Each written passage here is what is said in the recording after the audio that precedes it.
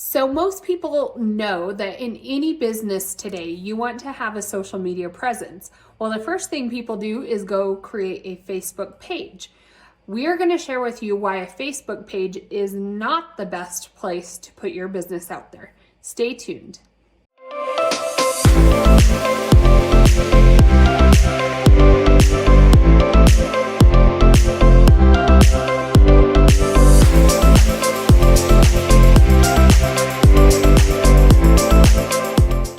Hey everyone, it's Lori here from Just Finest Agents, and we are putting a ton of content out this year all about branding and real estate and marketing and how to grow your business this year and generate those free leads. So reach out, hit that subscribe button or that bell as we go over a ton of content this year. You won't want to miss any videos that we put out. Reach out anytime, day, night, weekend. If you have any questions on growing your business in your area or branding or marketing, we love to help agents all over the country. So reach out, 719-639-3393, or go below to the notes in this video and you can see a link for a free half-an-hour session. We can look at the back end of your real estate business. So we are going to talk with you guys about the importance of having a social media presence. One of the best platforms that we've found important in our real estate business is Facebook. So Facebook, there are pages that you can create to have a presence for your business, and they're great to be able to share out in groups or, put your information out there to be contacted. You have to have a page to be able to run ads if you're going to do any sort of paid ads on Facebook. But what we found very important, and even more important than the Facebook page, is having a Facebook group.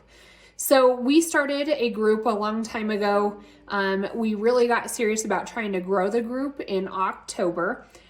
Since October, and now it's March, we have over 5,000 members in our group.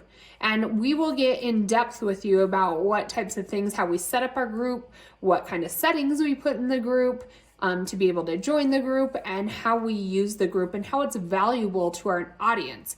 The important thing about having a group is to keep your people interacting so that you will pop up in feeds more often. All right, so you have decided that you are going to create that Facebook group, right? Kayleen talked to you about the importance of creating that group versus the page. So you're like, I'm ready to create this group. Well, the first question you're going to ask yourself is, what do I call the group? So you're going to go into Facebook, you're going to go to groups, it'll hit add a new group or create. And so you create this group and you're like, what am I going to name it? So, the sky's the limit. There are groups all over Facebook. You can find a name for almost anything. But the one thing that you really need to own in on is you need to name that Facebook group what someone in your area is going to search, whether they live in the area or they're moving to the area. What are they going to search in that area so they find you? And so our piece of advice to you is to use your city name or your county name or your area name as one of the first two keywords that when you do to create your group. So our group is called Colorado Springs What's Going On. People could call it Colorado Springs Moms, Colorado Springs Dads, whatever, Colorado Springs Happenings, whatever it is you want to name it. And think about like the content you want posted on there. Like, do you want people to sell stuff on there? Do you want people to post events on there? Talk about different things based on like an age group. Like, what's your whole point of that group? It doesn't matter what that point is because you're going to run that Facebook group, but you're going to need to think about that name. It's probably one of the most important things that you do.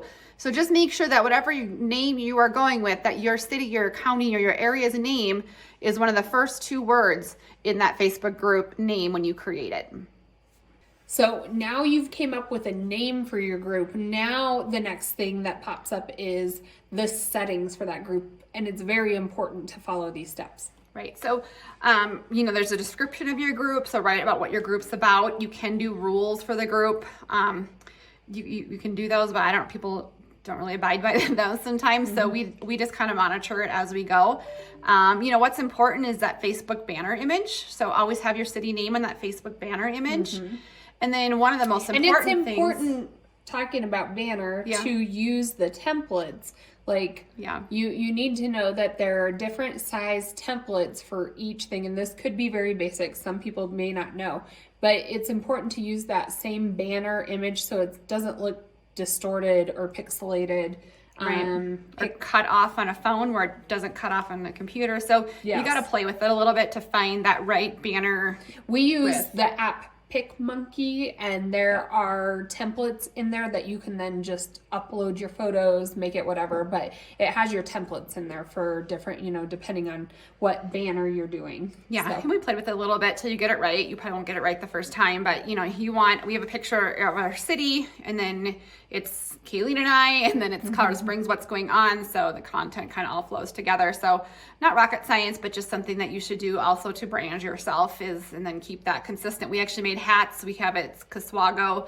And then anytime we go do a videotaping, we hand someone a hat. It has our logo on it. And it's just another way of us to brand us as our Colorado Springs, what's going on, Caswago. So what are some other settings? I know we monitor the group, Lori more so than I, but you don't want people just spamming the group. That group has to have... Like Bitcoin is a lot. People always post about Bitcoin. Yes. And Well, and a big part of the setting is, do you want to ask questions when people are joining the group?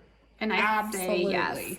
So that's one of the biggest things we do to capture our leads is we do have our group set. You can set it on public or private. We set ours on public so people can see the group and see what's in there. However, they can't see it until they either answer questions or decline to answer questions. And so it kind of keeps that curiosity level there. But I kept going back and forth with how we want the settings to be.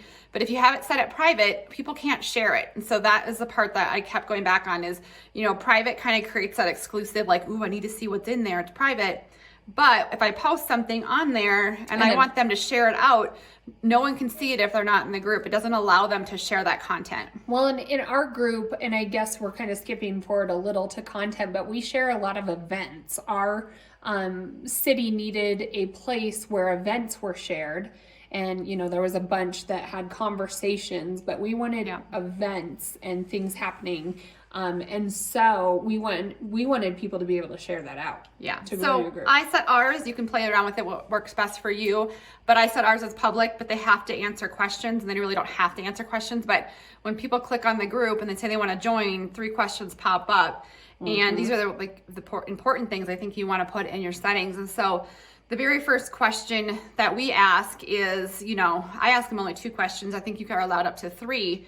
But I say, do you currently, and it's a multiple choice question, live in our city, are moving to our city, or just visiting? And so that allows me to know, people are generally pretty honest. And if they're not, then they're probably not going to be honest with me anyways if we message them. But, if they're living in our city, that's different than if they're moving to our area. So if they're moving to our area, I know that they are going to be looking for a house. It could be a rental, but at that point, we'll still be the area real estate experts. In the area. Or they could be already living there, or they could be moving to the area and buying a house. So it just gives me a little bit of information on who they are. And anyone who actually fills out those questions, then, we go to their picture, we click on it, and I have a copy paste thing that I just go, welcome to the Colorado Springs area. So you talked about asking them if they live in the area, move into the area, or visiting. And then the second question is their email.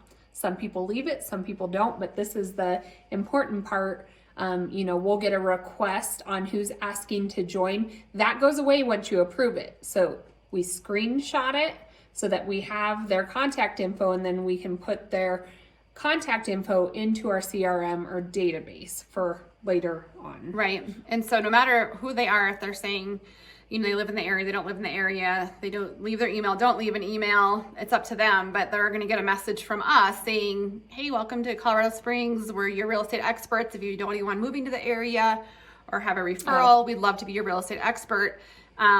And sometimes they're coming from our YouTube channel. Sometimes they're just here locally, but we have captured a bunch of leads through that way as well. So what Lori was talking about, because I think I cut you off, she was saying that whenever somebody requests to be part of the group, we kind of click on them and make sure, one, they're a real person. They aren't living in somewhere abroad just trying to spam this group. Because once you gain a lot of members, they're going to try to use your audience to push their agenda. And so if it makes no sense why they're joining the group, the answer is no, decline them. The other thing that we kind of struggled with is, do you let other agents into your group? Yeah. we went back and forth, but decided no, this is our hard work. Right. You know, if somebody's there's a lot of people that write, hey, I'm coming to the area, thinking about moving here. What are some top things I should do? So that's the perfect segue if you're the only realtor in the group to join in and maybe private message that person and, you know, introduce yourself, ask if they have any questions. That's your perfect segue. Right. So we talked about, you know, how to set up your Facebook group as far as some of the settings go.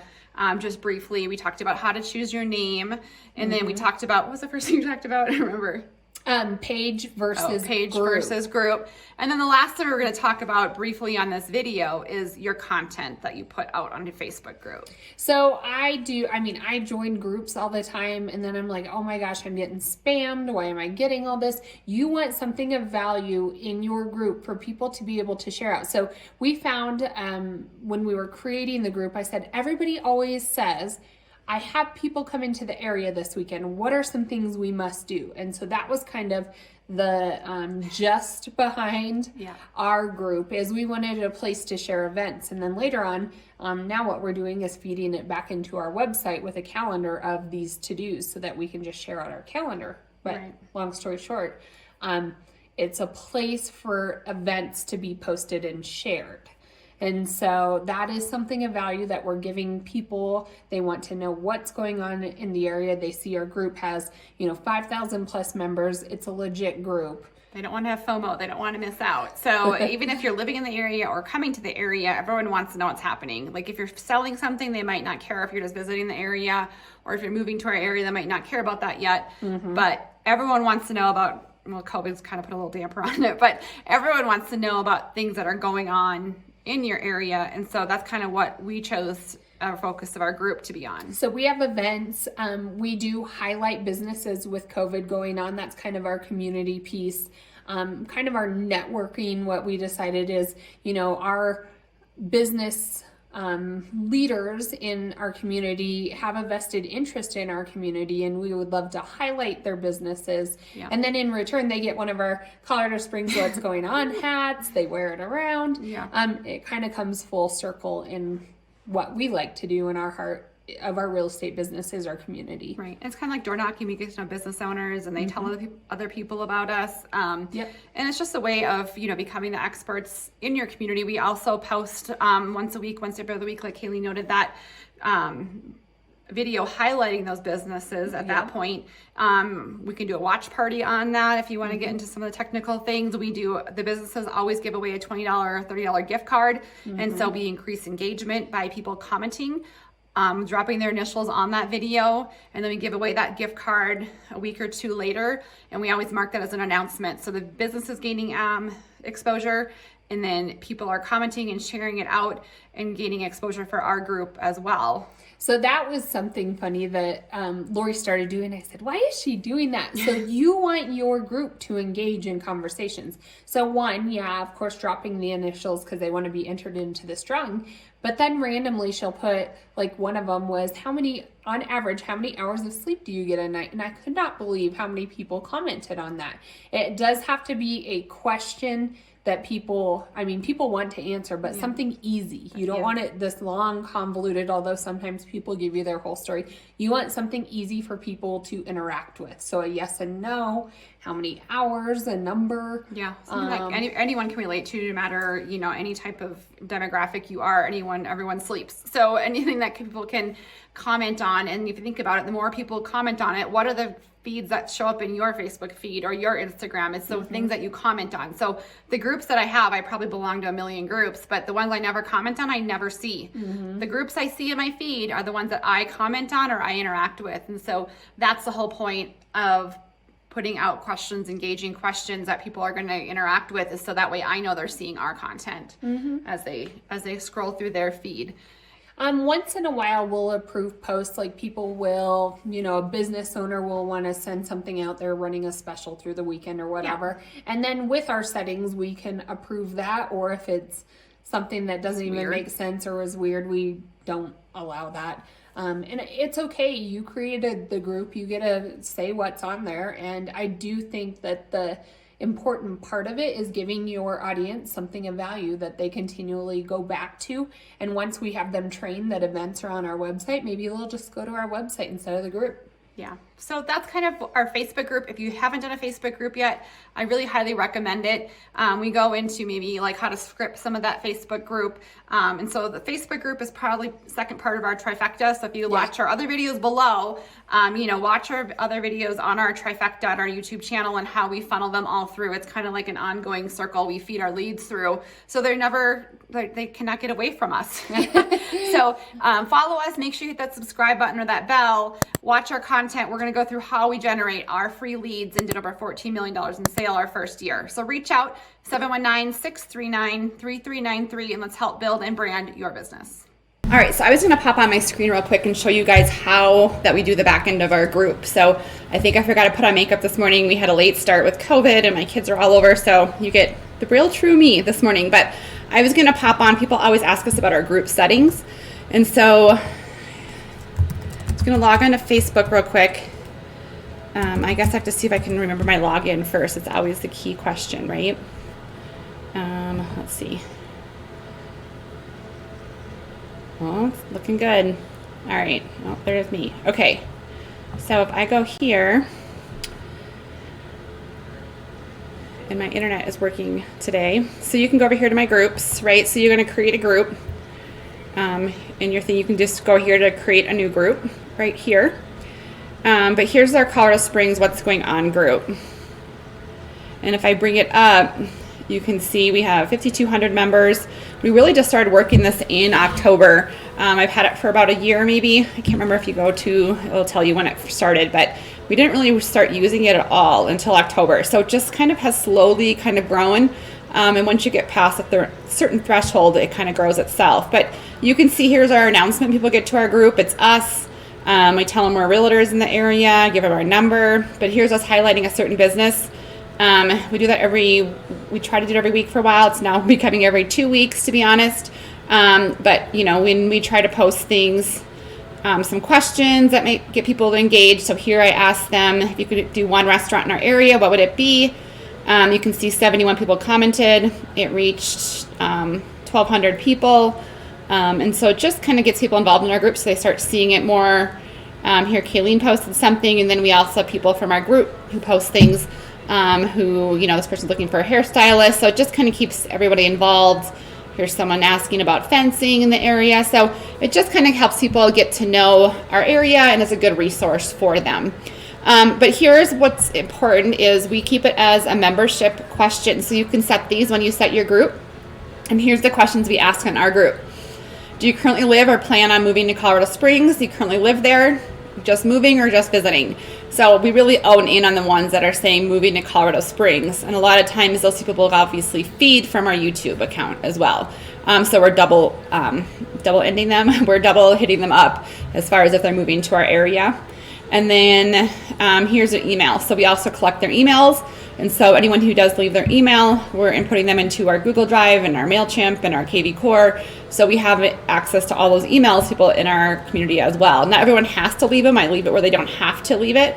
But I would say about 50 to 70% of people do leave that information for us.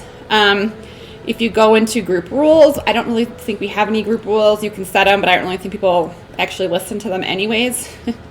Like someone who was going to spam it is not going to say, oh, those group rules say I can't do that. So you can set those up. Absolutely, a lot of people do. I don't.